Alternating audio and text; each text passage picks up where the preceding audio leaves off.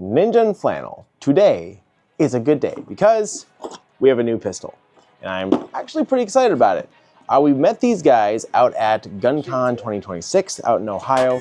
That was a lot of fun, and this is the company Rost Martin. Here we have their Rost Martin RM1F, and this is their tactical full size. It's got suppressor height sights, threaded barrel, optic cut. Comes with back straps, a 17 round mag, and then another mag with like a +6, very nice extension we'll look at later. And I think this whole thing's under 600 bucks for the whole package. That's the MSRP, so really not bad at all. We'll just check it out a little bit here. I think I'm gonna put an optic on there. I think I'm gonna throw on this MPO Pro DF, or RMR cut. I've been kind of sitting around my shop for a little while here.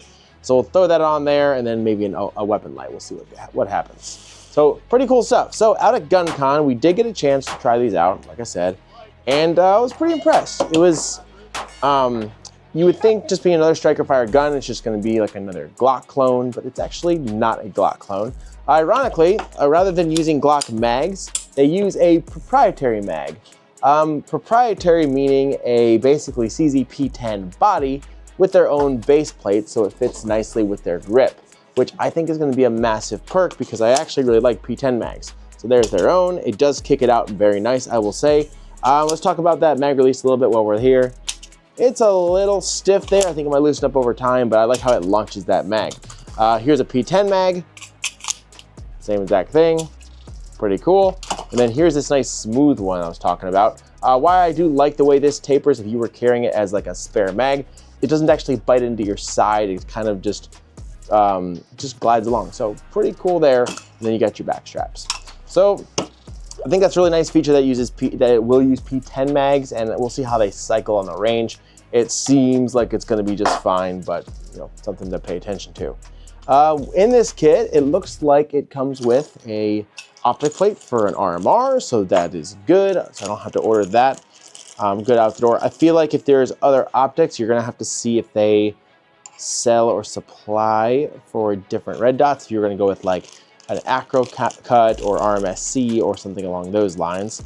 But for me, RMR is usually the way to go. It also gets you your SRO as well.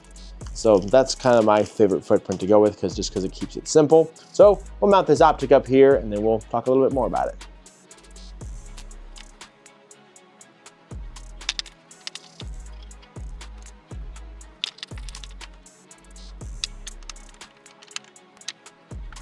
Little side note here, when mounting a pistol optic, or any optic for that matter, always make sure you use blue Loctite, not red, and then always use a Torx screwdriver and use a high quality Torx bit like a Wheeler or a Weehaw, so you don't strip out your screws, because that sucks.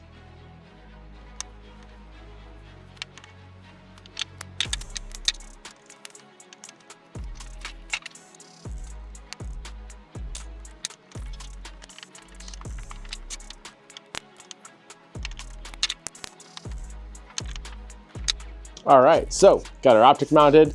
It's starting to look like a real pistol. Out of the box, they're always a little sad. I mean, not gonna lie, there's a lot of guns that I never actually even shoot with their iron sights nowadays. I go straight to optic if I can, if I have one around, and it just makes me much happier. And I will say, she's looking pretty good. As far as ergonomics here, the grip, it's not a super aggressive texture like the P10s that I've shot for a lot of years. When you grip them for a while, your hand basically has a checker print in it, so it really digs into your hand. Some people say it almost hurts. I actually really like it. I like to have that thing just locked in, rain, sweat, gloves, whatever, it's locked in. This is like a kind of a skateboard sandpapery grip. It is very grippy. I like they have good contact points for your left thumb, kind of a gas pedal location, even though it's not quite a gas pedal. It does recess in a little bit, so it's easy to grab and easy to kind of lock up in the same spot every time and kind of build some familiarity. The slide release is basically in a Glock-esque spot. You can reach it pretty much without shifting your hand. Not too bad there. The trigger is pretty interesting. It's, I'd say the initial pull, take up, and break is about like a Glock, maybe a touch better. The reset is a little odd to me. It's, I don't know. It might be very fast. It's hard to tell when you're not actually shooting. And I didn't shoot all that fast at GunCon. We were just kind of plinking from a little longer distance. But I feel like the Reset's gonna take a little more getting used to. One thing I really do like is if you look in the trigger guard here, there's kind of a shelf that prevents over travel. So when you pull back to fire, it breaks and it lands right there. There's no over travel. I actually really think that's a pretty cool feature. Don't know why more people don't do it. But yeah, ergonomics, trigger, controls, pretty much can't beat it. Now, I think to complete this little build out with the Meprolite red dot, I'm gonna throw one of these nightstick weapon lights on here. This is kind of like an X300 copycat-esque. I will say I have had some issues with X300s over the years. They are a good weapon light, but it's strange. I've seen a bunch of people having issues with them. Don't know what that's all about, but I will say the nightstick, so far, I have not had any problems with, and it's half the price of an X300, so pretty cool. And then it will actually fit in the same holster as one, so you don't have to buy specific holsters for it. Oh yeah, now she's ready to rock.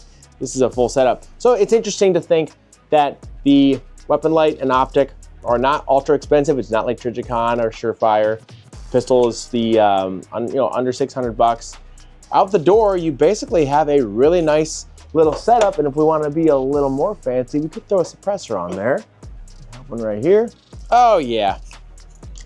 Yep, she's ready to rock. So, Rost Martin RM1F, she's ready to go.